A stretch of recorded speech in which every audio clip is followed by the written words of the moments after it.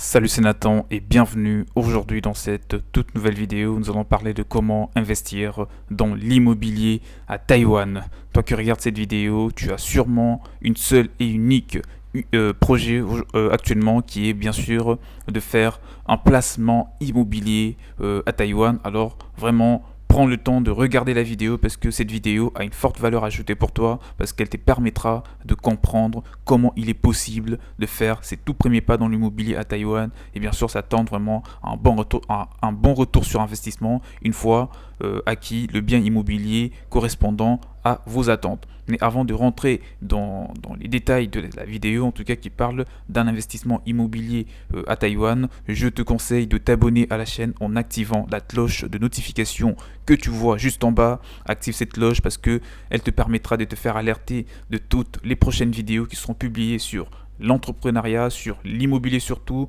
et vraiment tu rejoigneras une grande communauté d'investisseurs immobiliers et d'entrepreneurs motivés et qui investissent partout avec vraiment de l'ambition, avec vraiment de projets, des grandes envergures. Donc abonne-toi à la chaîne, cette cloche de notification elle est très importante, et si toutefois tu veux te faire accompagner afin d'investir dans l'immobilier à Taïwan ou partout ailleurs, tu trouveras mon mail dans la description de la vidéo et bien sûr nous allons échanger et parler de cela en privé.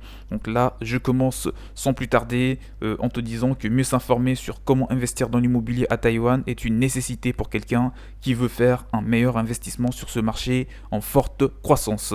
Et puisque vous avez très probablement le même objectif, le temps est donc venu d'apprendre les procédures pour investir dans l'immobilier dans cette belle destination, dans ces petits paradis.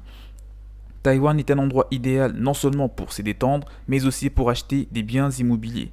Le climat dans la partie sud de l'île est subtropical, voilà, et dans la partie nord, c'est la mousson tropicale.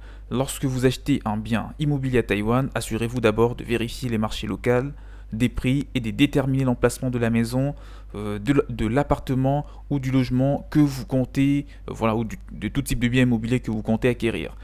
Il y a une chose que vous rencontrerez lorsque vous commencerez à chercher un bien immobilier à Taïwan. Alors préparez-vous. Préparez-vous en conséquence, notamment en faisant appel à des vrais professionnels, notamment les agences immobilières.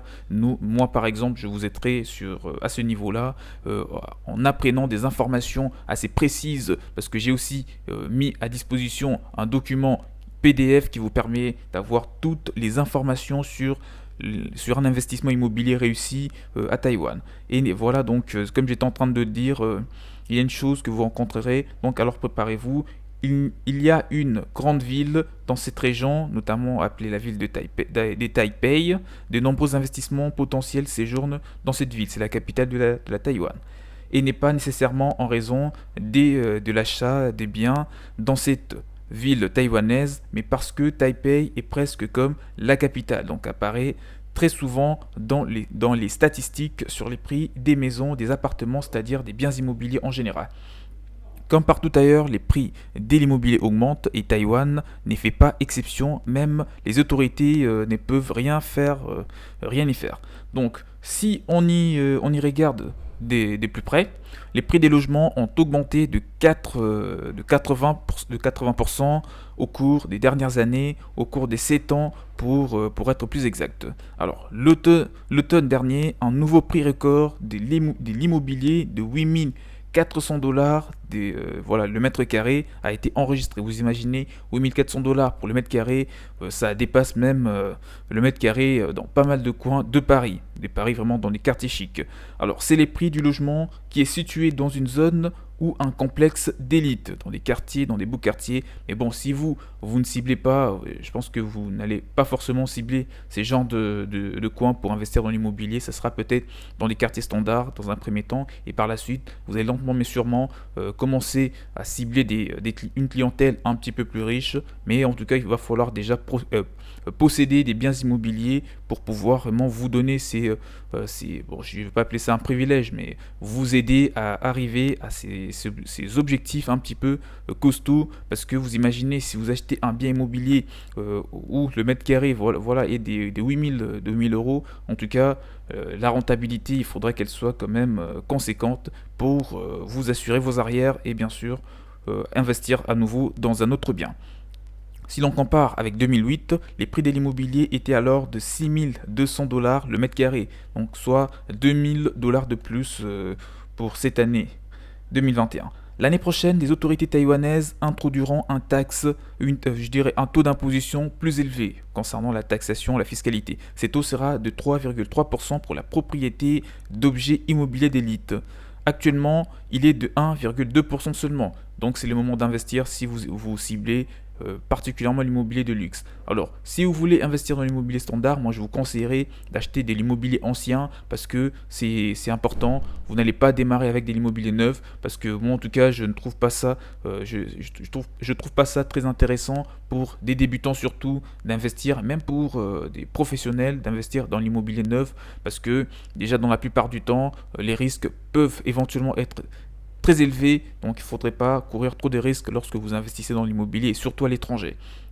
Comme je le disais, les changements qui devront intervenir ne concernent que l'imposition des habitations privées. Voilà, quant à la loi foncière, elle restera inchangée. Donc c'est seulement pour l'imposition sur les habitations privées. Ces changements ou tous ces changements entreront en vigueur parallèlement à la classification des biens immobiliers. Les détails seront bien sûr à l'honneur. Non seulement la valeur marchande des logements sera prise en compte, mais aussi leurs paramètres, c'est-à-dire le nombre des pièces disponibles, les niveaux par exemple de sécurité, la superficie surtout, et bien entendu en dernière position, on trouve les places de parking. Pour les maisons de plus de 30 ans, les taux d'imposition seront abaissés à Taïwan. Quant à l'immobilier d'élite, donc l'immobilier de luxe, plus de 11 000 appartements seront poussés à l'extérieur. Il y aura bien sûr, je dirais, 169 sur le territoire. Alors, en ce qui concerne l'achat des logements par des étrangers à Taïwan, nous pouvons dire ce qui suit bien sûr. La législation locale a donné l'autorisation d'obtenir les droits d'acheter la propriété d'un terrain ainsi que le reste de la propriété taïwanaise uniquement aux citoyens qui figurent sur une liste générale spéciale. L'ordonnance en vigueur et la force de loi vraiment donnent toutes les précisions. Mais la validité de cette ordonnance ne s'applique pas aux terres agricoles. Même si vous êtes devenu propriétaire d'un appartement ou de tout autre type de bien immobilier à Taïwan et que vous avez passé avec succès toutes les étapes de la recherche d'un logement approprié, vous rencontrerez certainement des difficultés que l'on peut qualifier des caractéristiques de la législation taïwanaise car elles sont liées à la procédure d'enregistrement de votre nouvel appartement ou de votre nouveau bien immobilier. Les problèmes le problème à ce niveau est que vous ne pourrez pas obtenir le propiska en tant que locataire principal car la législation locale prévoit qu'une propiska soit possible si vous êtes un locataire supplémentaire. Toutefois, vous pouvez approfondir des sujets sur ces propiska. En tant que locataire principal, vous pouvez être n'importe quelle personne locale, comme un ami ou une connaissance qui a déjà une propiska dans la propriété. Dans le cas contraire, vous ne pourrez peut-être pas vous inscrire dans votre propre appartement sans respecter ces règles. Sinon, les étrangers ne peuvent devenir locataires principaux que si un citoyen taïwanais reste dans ce rôle pendant un certain temps. Là, c'était pour une petite parenthèse. Par conséquent, avant d'acheter un bien immobilier à Taïwan, que ce soit un appartement, une maison de campagne ou peut-être un bureau dans un centre d'affaires local, assurez-vous de vous familiariser avec les règles d'achat des biens immobiliers, les prix, les lois de ces pays avec la manière de préparer correctement tous les documents nécessaires. Si possible, appelez les agents immobiliers locaux, discutez de toutes les caractéristiques de l'achat, vérifiez s'il existe des objets qui vous conviennent ou où ils se retrouvent. Et surtout où ils se retrouvent, bien sûr. Parce que chaque coin de la ville, chaque coin du pays a ses réglementations. Donc ça ne veut pas dire que si vous pouvez facilement investir en tant qu'étranger à Taipei, ça sera aussi le cas dans des villes provinciales. Mais dans tous les cas, vraiment, d'un point de vue général, moi je vous dis que ce n'est pas compliqué. Vous deviendrez propriétaire en tant qu'étranger en suivant bien sûr, je dirais, à peu près toutes les étapes, hein, toutes les étapes que suivent les locaux, les Taïwanais. Il n'y a pas vraiment de différence que vous soyez investisseur étranger ou pas. Il est également nécessaire d'avoir au moins quelques relations ou connaissances à qui vous pouvez bien sûr confier votre logement ou votre bien immobilier acheté et bien sûr y enregistrer. Afin de devenir propriétaire à part entière de votre bien, il faudra vraiment respecter tout ce qui est mis en place, et justement ces genres d'informations, vous pourrez le trouver au travers des sources fiables telles que des vidéos sur l'immobilier à Taïwan comme celle-ci, telles que voilà, des agences immobilières basées dans le pays qui pourront vous aider. Moi personnellement, je vous accompagnerai. Vous n'avez qu'à me faire un petit mail ou laisser toutes vos questions dans le commentaire. Il est également nécessaire, en tout cas comme je viens de le dire, de tout respecter pour ne pas vous retrouver lourdement imposé ou encore arriver à un niveau où vous allez vous rendre compte que dans la zone dans laquelle vous avez investi dans l'immobilier à Taïwan fait partie des zones où vous allez être fiscalement très en difficulté en tout cas, et où vous allez peut-être pas avoir une possibilité de faire X ou Y chose ou de spéculer même dans le secteur immobilier. L'administration locale ne vous autorisera à vous inscrire ou à votre famille. Faites attention au choix de vos amis car il y a partout de nombreux escrocs qui courent après l'immobilier. Donc encore une fois, c'est pour vraiment attirer votre attention.